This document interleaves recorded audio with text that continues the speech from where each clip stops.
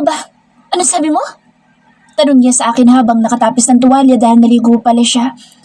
Sabi ko parang manganganak na ako. Sagot ko sa kanya. Shit, pumunta na tayo sa ospital. Sabi niya sa akin. Bobo, magbihis ka muna. Saka relax ka lang, hindi ko manganganak ka. Aray, ang sakit ng balakang ko. Sabi ko sa kanya.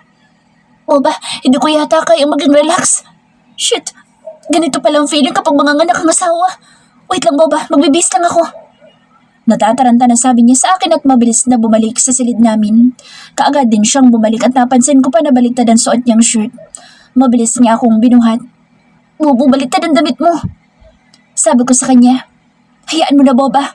Ang mahalaga ay makapunta na tayo sa ospital. Sagot niya sa akin, may suot ka bang brief? Baka nakalimutan mo dahil sa Shit, of course meron. Boba, kahit na nagmamadali ako, hindi ko yun makakalimutan. Sagot niya sa akin. Napahagikik naman ako dahil natutuwa ako sa kanya. Ayun lang talaga ako nakakita ng mga anak na humahagikik pa. Sabi niya sa akin, unique kasi ako. Nakangisi na sagot ko sa kanya pero kaagad din ako napahiyaw dahil biglang sumakit ang balakang ko. Bobo, bilisan mo na. Utos ko sa kanya. Boba, huwag mo akong tawagin ng ganyan mamaya ha. Baka akalain niya, bobo ako. Paalala niya sa akin. Hindi ko naman gagawin yun, kaya bilisan mo na kasi parang hinihiwa ng balakang ko sa sakit. Kung kaya mong paliparin ng kotse natin, gawin mo. Utos ko sa kanya. Boba, baka hindi sa ospital ang punta natin, baka mamaya kay San Pedro tayo makarating. Sagot niya sa akin. Aray, ang sakit na talaga day niya. Ayoko na talaga magbuntis. Pinabawi ko na ang wish ko na sa baby agad. Hiyaw ko dahil lalong sumasakit ang balakang ko. Calm down, Boba. Inhale, exhale. Anya sa akin. Sununod ko naman ang ginagawa niya hanggang sa makarating kami sa ospital. Kagad akong inisakaso ng mga doktor at kasama ko dito sa loob ng delivery room ang asawa ko. Karen, relax. We can do it. Mailalabas natin na maayos sa baby mo. Saad sa akin ni doktora. Okay po, Doc. Sagot ko sa kanya. Kaya ko to. Isa pa lang ito sa isang dosena na pangarap ng asawa ko. May 11 pa kaming gagawin. Sad ko sa sarili ko. Nakapaso na ako dito at nasa paanan ko si doktor at nasa tabi ko naman si Daniel. Karen, magbibilang ako ng 3. Okay? 1, 2, 3. Push! Utos niya sa akin kaya binigay ko naman ang lakas ko. Okay, isa pa. 1, 2, 3. Push! Ang sakit, Bobo! Hindi ko na yata kayang tuparin ang pangarap mo. Hiyaw ko na kinatigil ng mga tao na kasama namin dito. Sorry po. Endearment namin ng asawa ko ang Bubo at Boba. Sige na daw, paanakin mo na ako. Nahihiya na sabi ko sa kanya dahil nakalimutan ko ang bili ng asawa ko. Tumingin naman ako sa asawa ko na mahigpit na nakahawak sa kamay ko habang namumutla. Daniel, dumilat ka. Bakit ka ba nakapikit? Tanong ko sa kanya. Hindi ko kaya makita na nasasaktan ka. Sagot niya sa akin. Dumilat ka nga dyan. Di naman ikaw naghihirap dito. Sabi ko sa kanya pero nagulat na lang kami dahil may narinig kaming iyak ng baby. Ikaw ang una kong pasyente na sobrang madaldal. Sa sobrang daldal mo, nagkusa na lumabas ang anak mo. Sabi sa akin ni doktor at inilagay niya sa dibdib ko ang baby ko. Nagpisay na lang ako kay doktora habang may luha sa mga mata ko. Sobrang usay ng puso ko habang nakatingin ako sa anak namin. Thank you, Boba. Mahal na mahal ko kayo.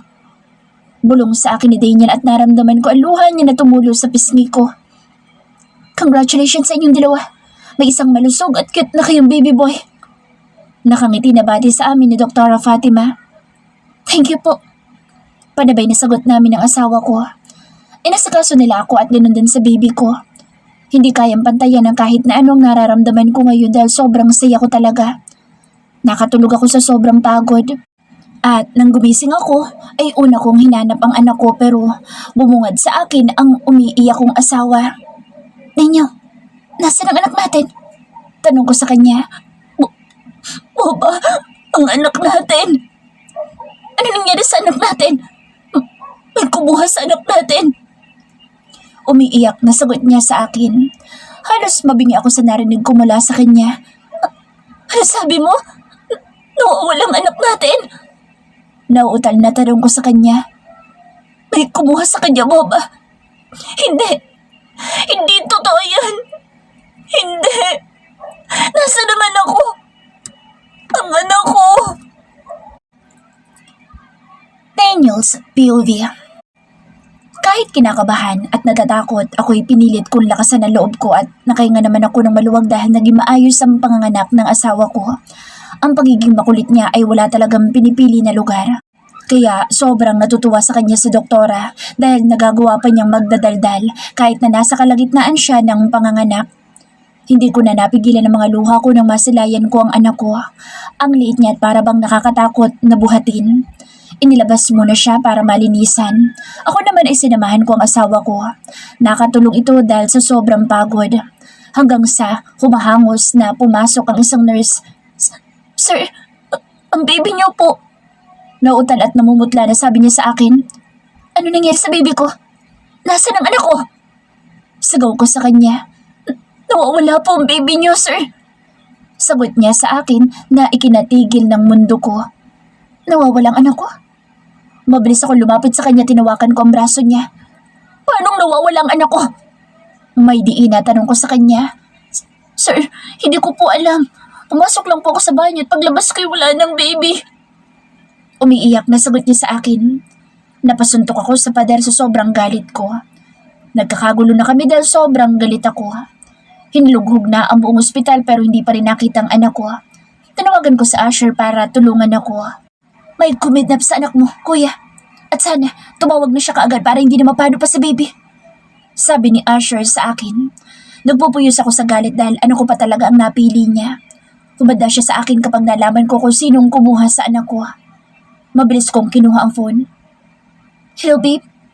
Rinig ko na sagot ni Jess sa kabilang linya. Kapag nalaman ko na may kinalaman ka sa pagkawala ng anak ko, magtago ka na dahil kahit saan ka pa magpunta, hahanapin kita. Galit na ani ko sa kanya. Wala akong alam sa mga binibintang mo sa akin. Sagot niya sa akin. Ibalik mo ang anak ko bago pa ako mawala sa sarili at baka kung ano pang magawa ko sa'yo. May diin na sabi ko sa kanya. Wala talaga akong alam sa sinasabi mo, babe. Stop calling me, babe. Dahil hindi kita kasantahan. Pero wala naman talaga kasi akong alam sa mga sinasabi mo. Umiiyak na sabi niya sa akin. Pinatay ko na ang tawag dahil ayoko nang marinig ang mga kasinungalingan na lalabas sa bibig niya. Galit ako at sobrang sakit ng puso ko ngayon. Hindi ko din alam kung paano ko ba sasabihin sa asawa ko na nawawala ang anak namin. Nang magising ang asawa ko'y agad niyang hinanap ang anak namin. Nagwawala siya at tinurukan na lang siya ng pampatulog. Labis ang galit na nararamdaman ko ngayon dahil talagang dinamay pa nilang anak ko. Gagawin ni Daddy ang lahat, anak. Kung nasan ka man ngayon, huwag na huwag mong iiwanan si Mommy at Daddy. Kausap ko sa kawalan. Karen's POV. Hindi ko kayang ikalma ang sarili ko, lalo na ngayon na nawawala ang anak namin. Sobrang sakit para sa akin na malaman na wala siya sa tabi ko. Ang masayang araw na ito'y napalitan ng lungkot at takot. Natatakot ako dahil baka hindi niya kayanin sa labas.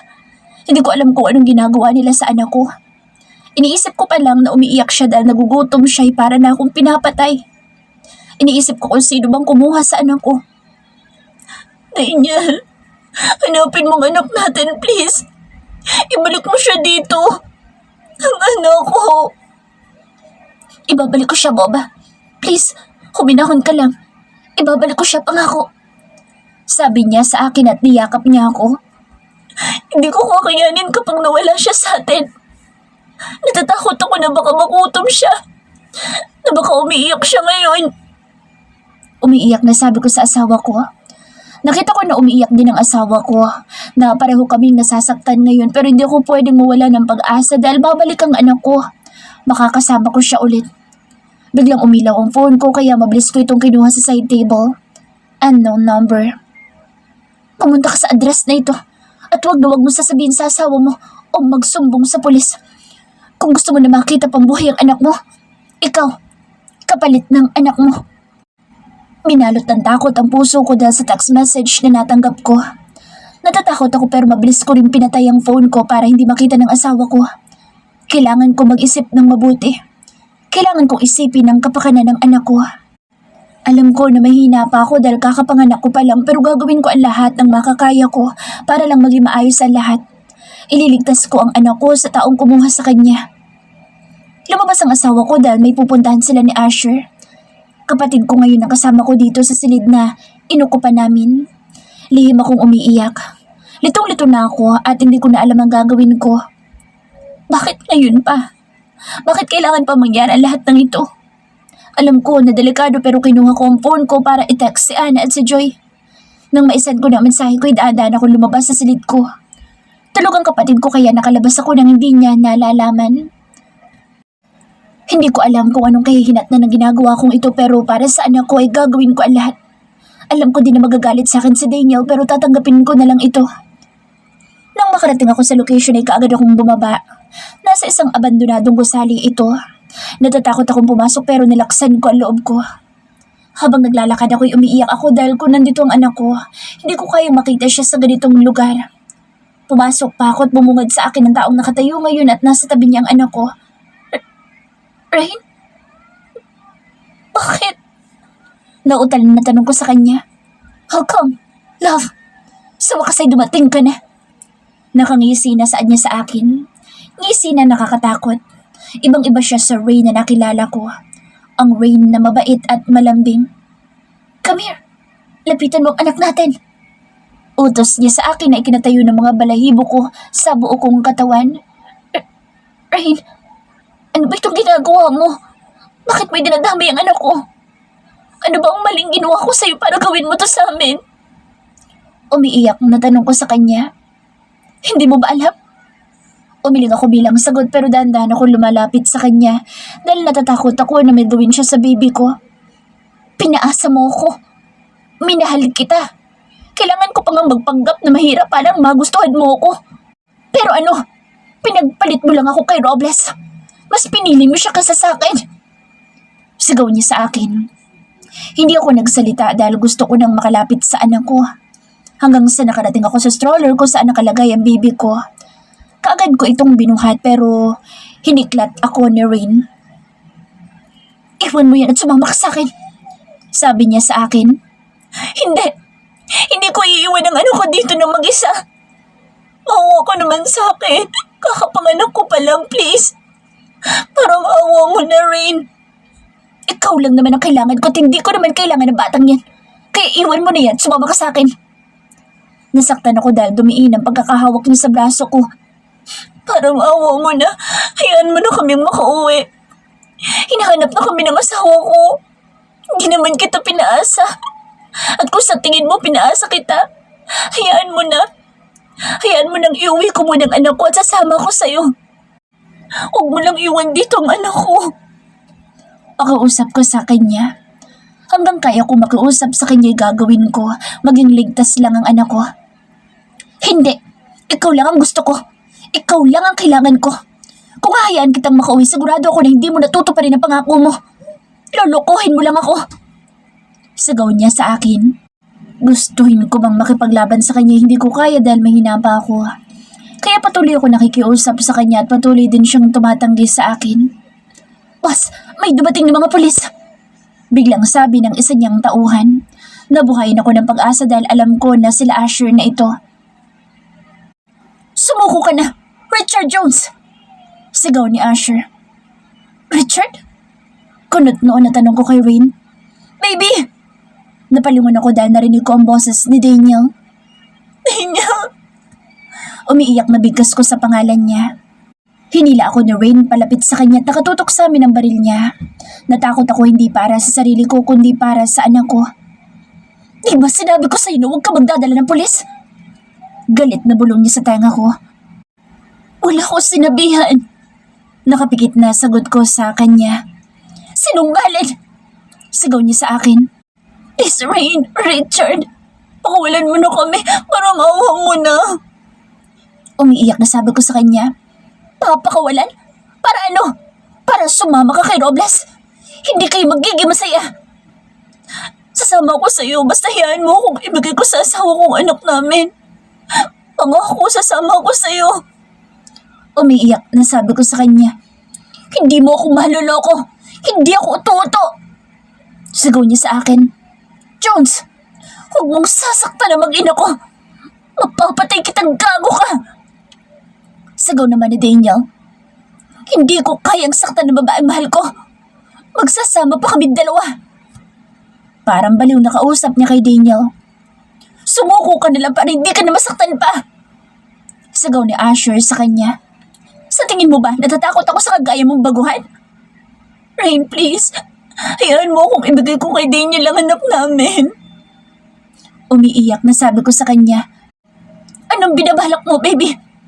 Umiiyak na tanong sa akin ni Daniel. Baby, alagaan mo ang anak natin. Mahal na mahal ko kayo. Palakihin mo siya maging mabuting tao. Palagi mo tatandaan na mahal kita. Na mahal kita, Daniel. Umiiyak na sabi ko habang inilalagay ko sa stroller ang anak namin. Nang mailagay ko na ang anak namin, hinalikan ko siya. Mahal na mahal kita, anak ko. Patawarin mo si mommy kung iiwan kita. Umiiyak na bulong ko sa kanya. Itutulak ko na sana ang stroller ni baby na may bigla akong narinig na putok ng baril. Huwag kang lilingon, baby! Sigaw sa akin ni Daniel. Kaya sa kanya na lang ako nakatingin. Nagkagulo na ang mga polis. Mabilis na lumapit sa akin si Daniel at niyakap niya ako. I love you, Boba. Bulong niya sa tenga ko. Sorry. Paulit-ulit ko nasabi sa kanya. It's okay. Pero sana sinabihan mo pa rin ako. Natakot ako, Boba. Hindi ko kaya na may mangyari sa inyong masama. Umiiyak na sabi niya habang yakap niya ako. Dahil sa sinabi ng asawa ko yung magulol ako ng sobra dahil sa takot ko. At dahil sa mali ko. Alam ko na may karapatan siyang magalit sa akin dahil sa maling desisyon ko. Pero hindi. Dahil mas ipinaramdam pa niya sa akin kung gaano niya ako kamahal. Bumalik na tayo sa ospital para ma-check kayong dalawa ni baby. Sabi niya sa akin. Sumang-ayon ako sa kanya. Lumabas na kami habang karga niya ako at hawak naman ang kapatid kong baby namin. Habang nasa biyahe kami, hindi ko maiwasan na magtanong sa asawa ko. Ano nangyari kay Rain? Tanong ko sa kanya dahil gusto kong malaman. Dinala siya sa ospital. Pasalamat siya dahil hindi siya tinuluyan ni Asher. Kung ako masusunod, pinatay ko na sana siya. Galit na saad ng asawa ko. Hayaan na natin na batas ang matol sa kanya. Saad ko sa asawa ko, tinawakan ko ang kamay niya. Nang makarating kami sa ospital ay kaagad kaming inasikaso ng mga nurse at mga doktor. Nakahinga naman ako ng maluwag dahil okay lang ang anak ko. Nahihiya ako sa ginawa ko. Parang hindi ko na kayang harapin ang pamilya namin lalo na sila Mommy Sasha. Anak, huwag ka masyadong magpaka-stress. Alam ko na sa isipan mo pero naintindihan ka namin. Saad sa akin ni Mommy Sasha. Oo nga anak, naiintindihan ka namin kung bakit mo yun nagawa. Kaya please lang, magpakatatag ka. Sabi din sa akin ni Inay. Tumingin ako sa kanila at hindi ko mapigilan ang sarili ko na umiyak sa harapan nila. Sorry po. Patawarin niyo po ako. Umiiyak na sabi ko sa kanila. Kahit sinong inay gagawin ang ginawa mo dahil mas mahalaga sa atin ang anak natin. Kung ako din siguro ay gagawin ko rin ang ginawa mo lalo na't anak ko ang nakataya. Pero sana anak na lagi mong iisipin na ikaw at ang asawa mo'y iisa. Lahat ng problema ay dapat karamahin niyo ang isa't isa. Kaya sana sa susunod piliin mo na makapagtulungan kay Daniel. Kasi hindi niya hayaan na harapin mo ang problema na mag-isa. Sabi sa akin ni Mommy Sasha. Opo, sorry po talaga. Alam ko po na mali talagang ginawa ko at pinagsisisihan ko po ang maling desisyon na ginawa ko. Umiiyak na sabi ko. Boba, hindi ako galit kaya huwag ka nang umiyak. Biglang sabi ng asawa ko na kararating lang. Lumapit siya sa akin at pinunasan niya ang luha ko sa pisngi ko at sa mga mata ko. Ngumiti din siya sa akin kaya lalo ako napaiyak. Huwag ka nang umiyak. Tinalo mo pa ang baby natin. Siya nga hindi umiiyak pero mommy niya iyakin. Nakangiti na sabi niya sa akin. Teka lang mga anak, may pangalan na bang apo namin? Tanong sa amin ni Inay. Nagkatingin na naman kami ni Daniel dahil wala pang pangalan ng baby shark namin. O ba, anong gusto mong name ng anak natin? Tanong niya sa akin habang may malawak na ngiti sa labi. Silex J. Robles. Sagot ko sa kanya.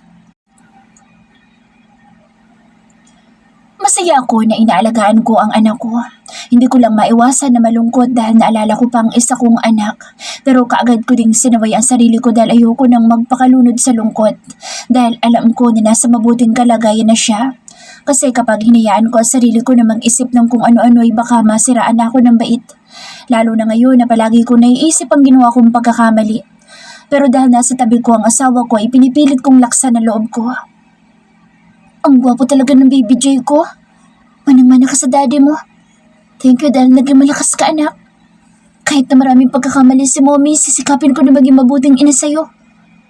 Alam ko na marami pa akong dapat na matutunan pero gagawin ko pa rin ang best ko para magampanan ko ang tungkulin ko sa'yo. Sa inyo, ng daddy mo. Alam mo ba? Hero ko talaga siya. Ang swerte ko dahil siya naging asawa ko. Kaya sana, paglaki mo'y maging katulad mo ang daddy mo. Huwag mo lang mamanayin ang pagiging babaero niya. Pabiro na sabi ko sa huli. Ngumiti naman sa akin ang anak namin kaya napangiti na rin ako. Sa bawat umaga na gumigising ako ay ang mag-ama ko ang lakas ko. At pinili ko na mag-breastfeeding dahil alam ko na magiging mas malusog siya. Dahil ang sabi nga nila ay iba pa rin ang gatas ng isang ina. At nagpapasalamat ako dahil nakakapag-produce ako ng sapat na gatas sa kanya. Minsan natatawa ako dahil ang laki na ng dibdib ko. Ang dating nilalait ng asawa ko ay lumaki na. Palagi ko rin kinakausap ang anak namin kasi mas gumagaan ang nararamdaman ko tuwing siya ang kausap ko. At nagiging mas matatag ako tuwing nakikita ko siya na may magandang ngiti. Pero hindi ko inaasahan na isang araw ay aalukin ako ni Daniel ng kasal. Noon ay pangarap ko rin na alukin ako ng kasal ng taong mahal ko. At ngayon ay nangyari na ito. Kaya mas lalo kong minahal ang asawa ko dahil mas ipinakita niya sa akin ang totoong kahulugan ng pagmamahal. Nagsimula kami sa isang pirasong papel na kontrata. Sa kagustuhan ko na iligtas ang inay ko'y pumayag ako sa alok niya. Pero ngayon, inaalok niya ako na walang kahit na anong kondisyon, na walang papel na may nakasaad na mga kondisyon niya. I love you so much, Daniel. Umiiyak na bulong ko sa kanya habang nakayakap ako sa kanya. Mas mahal kita, baba ko. Sagot niya sa akin.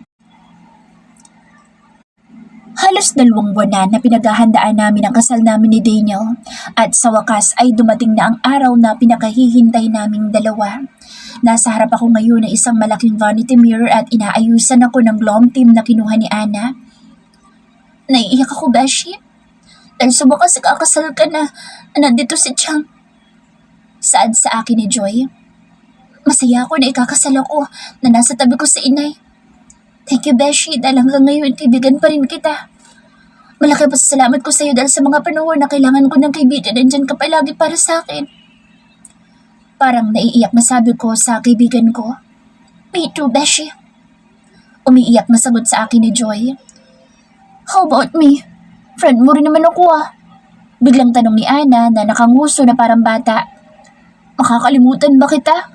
Siyempre, ikaw ang pinakapangit kong kaibigan na lagi nandyan para sa akin. Sagot ko sa kanya. Sana dumating din ang araw na gumanda na ako sa tingin mo. Umaarte na sabi sa akin ni Ana. Mali mo sa dogs baby namin. Maganda ka na sa paningin ko. Pang-aasar ko sa kanya. Bilisan niyo nang gumawa ng bata para naman paglinhan mo na ako ulit. Ang tagal ko nagtitiis na pangit ako sa paningin mo. Pabiro na sabi sa akin ni Ana. Talagang ang galing ni Joy magturo sa'yo. Ngayon nakakapag-joke ka na. Samantala dati ang init ng dugo niyo sa isa't isa. Hindi kaya. Sa totoo lang mas gusto ko pang ang kaibigan si Joy kaysa sa'yo. Biglang sabi sa akin ni Ana. At bakit naman, Aber? Dahil mas malinis siya sa'yo. Pangalan pa lang talagang gugustuhin mo na. Lagi nasa bahay niyo. Para pumatay ng 99.9% germs. Sagot nito na ikinahagal pa ko ng tawa. I don't liking you. Pagkatapos kitang purihin araw-araw, ginaganyan mo ako. Sagot naman ni Joy. Naku, kayong dalawa talaga. Pero seryoso na ako ngayon. Masaya ako na kayo naging kaibigan ko. Kami din. Panabay nilang sabi at niyakap nila ako. Ang gaganda niyo naman mga madam. Sabi ng photographer habang kinukuhanan kami ng litrato. Naman, iba-iba ang breed namin kuya. Nakangiti na sagot ko sa kanya. Kaya nga madam, sa susunod na may ikakasal sa inyo, ako pa rin ang kunin niyo ha? Hirit pa ni kuya kaya natawa na naman kaming tatlo. Wala nga akong jowa, kasal pa kaya? Biglang sabi ni Joy. Pwede naman na tayo na lang. Hirit naman bigla ni kuyang photographer. Heki yata ni kuya, Joy. Pabulong na sabi ni Ana. Ayoko sa nerd. Sagot naman ni Joy. Ayoko din sa'yo. Suplado din na sabi ni kuya. Nagkatinginan kami ni Ana na para bang alam namin ang nasa isipan ng isa't isa. Natawa na lang kaming dalawa dahil nagbangayan na ang dalawa. Nang matapos na akong ayusan ay isinuot na nila sa akin ang isa sa mga pangarap ko na gown. Hindi ako makapaniwala sa nakikita ko sa salamin. Ako ba talaga ito? Biglang tanong ko sa sarili ko. My God, para akong Diyos sa ayos ko. Hindi ko inaasahan na may mas igaganda pa pala ako. Pinasakay nila ako sa bridal car. Kasama ko si Ana at Joy. Relax ka lang, Beshi. Sabi sa akin ni Ana. Relax na relax ako. Sagot ko sa kanya kahit na ang totoo'y parang nilalamig na ako. Kanina pa kasi ako kinakabahan. Paano kung biglang umatay sa dinyo? Paano kung mauntog siya at nagising sa katotohanan na hindi pala niya ako mahal? Ano kung ayaw na niya sa akin? Nag-overthinking na naman ako. Tumigil ka, Karen. Hindi niyo yung gagawin sa'yo, no? Mahal na mahal ka ng bubo mo. Saway ko sa sarili ko para iwaksi ang mga iniisip ko na hindi maganda. Suot ang isang magarang gown ay nakatayo ako ngayon sa harap ng malaking pinto dito sa simbahan. Pinipigilan ko ang sarili ko na umiyak dahil maliban sa mahalang bayad sa makeup ko, baka hindi na ako maging fresh. Unti-unting bumukas ang pinto at bumungad sa akin ang magandang setup ng simbahan. Nakita ko na nakatayo sa unahan ng gwapo kong asawa. Nakatingin siya sa akin at ako na may nakangiti sa kanya. Nakita ko din sa inay na may malawak na ngiti sa labi niya. Dahan-dahan ako naglakad papalapit sa kanya. Nang nasa kalagitnaan na ako ay sinalubong ako ni inay. Ang ganda-ganda mo ngayon, anak. Naiiyak na saad sa akin ni inay. Mana po ako sa inyo. Sagot ko sa kanya. Masaya ko na makita ka na ikakasal ka na. Maging masaya ka at maging matatag. Mahal na mahal kita, anak. Naluluha na sabi sa akin ni inay. Mahal din kita, inay. Pero pwede ba na mamaya na lang ako umiyak? Masyadong touch yung mga tinuran mo. Pabiro na sabi ko sa kanya. Tama yan, anak. Baka humulas ang makeup mo. Ang ganda mo pa naman. Sabi niya din sa akin. Nagpatuloy na kami ni inay sa paglalakad hanggang sa makarating kami sa asawa ko. Parang gusto ko na siyang yakapin at pupugin ng halik. Sobrang gwapo niya talaga kasi. Tapos ang bango-bango pa niya. Ang ganda mo, Boba. Bulong niya sa tenga ko. Ang gwapo mo din, Bobo. Sarap mong panggigilan. Pabiro na sabi ko sa kanya. Humanda ka sa akin mamaya. Nakangisi na saad niya sa akin. Nagtawa na naman kaming dalawa. Nagsimula na ang seremonyas ng kasal namin. Tahimik kaming nakikinig sa pari habang hawak ni Daniel ang kamay ko. Hanggang sa isunuot na niya sa daliri ko ang pangalawa naming singsing. At ganoon din ako sa kanya. This time ay kami na mismong dalawa ang pumili ng wedding ring namin. Itinago ko ang wedding ring namin bilang alaala ko. Dahil doon nagsimula ang lahat. Kahit ang kontrata na pinapirmahan niya sa akin ay itinago ko ng maayos. Magbibigay na kami ng wedding vows sa isa't isa. Talagang pinaghandaan ko ito dahil gusto ko na kahit papaano may seryoso naman ako magawa sa buhay ko. Ako daw mauna kaya tumikhi muna ako para matanggal ang bara sa lalamunan ko. Daniel, una sa lahat, gusto ko na magpasalamat sa'yo. Thank you sa lahat-lahat ng ginawa mo para sa akin at sa pamilya ko. Wala akong maibibigay sa'yo na mamahaling bagay o ibabayad sa'yo na pera. Ang tanging meron lang ako ay ang sarili ko at ang pagmamahal ko para sa'yo. Kung babalikan, ang una natin pagkikita'y talaga namang nakakatawa na nakakainis. Sobrang bad trip talaga ako sa'yo dahil tumilapo ng mga tilapia ako sa daan. Sobrang sama kasi na ugali mo. Para tayong aso at pusa pero palagi din tayong pinagtatagpo ng tadhana.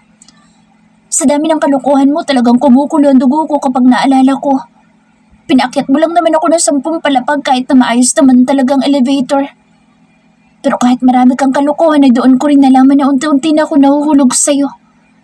Ngayon ako naniniwala na the more you hate, the more you love. Marami man ang dumaan sa atin na problema, pero nanatili kang malakas para sa pamilya natin. Na kahit nahihirapan ka na sa pagiging mahina ko, hindi mo ko iniwan. Bagkus ay tinulungan mo kong bumangon. naging gabay at katuwang kita. Pangako ko sa'yo na ikaw lang kahit na tumanda ka na. Kung dumating man ang araw na makalimutan mo ko, paulit-ulit ko ipapaalala sa'yo lahat. Ipapaalala ko sa'yo ang weird na endearment na ginawa ko. Kahit na nakakahiya at nakakainis pero ginamit mo pa rin para sa akin. At kahit sa mga Englishing ko na mali ay talagang pinipilit mo na intindihin. Mahal na mahal kita, bubo ko. Ang lalaking laging bubuo sa buhay ko. Ikaw lang ang mamahalin ko habang buhay. Hindi ko na napigilan ang mga luha ko dahil umiyak na ako. At ganoon din ang asawa ko. Nakita ko din siyang umiiyak. Tumingin ako sa kanya at may kinuha siyang papel sa bulsa niya. Ay, hindi ko inaasahan na kakabahan ako ngayon. Napabuga siya ng hangin at biglang umiti sa akin. Baby, sorry kung naging arugante ako sa'yo. Hindi ko lang talaga matanggap na nagugustuhan niya kita. Unang kita ko pa lang kasi sa'yo, parang biglang tumigil ang mundo at bumilis ang tibok ng puso ko. Ang buong akala ko, naiinis lang ako sa'yo pero tama ka. Mas lalo pala kitang minamahal sa bawat araw na nakikita kita. Lahat ng pwede kong gawin para asarin kay ginagawa ko para lang hindi mo mahalata na mahal kita. Kaya gumawa pa ako ng kwento na inaapura ko ng grandparents ko na mag-asawa na. Lahat ng mga luto mo ay masasarap. At ang matikman ko, ito'y pinangarap ko na matikman yun araw-araw. Mahal na mahal kita kahit kakaiba mga sinasabi mo. Kahit na nagmumukha akong bobo sa iba'y okay lang dahil mas mahalaga sa akin na napapasaya kita. Napapangiti mo ako na walang kahirap-hirap. Ikaw lang ang mahal ko. Marami man ang pagdaanan natin ay mamahalin pa rin kita. Ikaw lang ang nag-iisa na boba ng milk tea ko. I love you every minute and every second, Karen. Magsasama pa tayo kasama mga magiging anak natin. At ipinapangako ko na magsisikap ako para mabigyan ko kayo ng isang masaya at maginhawang buhay. I love you so much, Mrs. Karen Robles. Niyakap ko siya ng mahigpit. Pagkatapos ay pinagsaluhan namin ng isang matamis at puno ng pagmamahal na halik. I love you. Panabay naming sabi sa isa't isa. Kinanap ang reception ng kasal namin sa isang hotel na pagmamayari ni Danny. Bukas ay flight namin papunta sa honeymoon namin. Ayoko sana dahil may iwan ko ang baby namin pero sabi nila Mommy Sasha ay minsan lang naman daw at sila na ang bahala sa anak namin. Nagsaya kami at sa honeymoon na lang kami mag-aana-ana. Kahit na unang gabi namin pagkatapos ng kasal ay mas pinili namin na magpahinga muna. Bata man ako at marami pang kailangang matutunan pero sisikapin ko na gampanan ang tungkulin ko sa asawa ko at sa mga magiging anak namin. At gagabayan ko ang mga anak ko na huwag nang tumulad sa akin. Malaki man ang dahilan kaya ako pinasok ang sitwasyon kong ito ay masasabi ko na wala naman akong pinagsisihan. Dahil napakaswerte ko sa buhay ko. Kontento at masaya na ako sa piling ng pamilya na binubuo ko kasama si Daniel.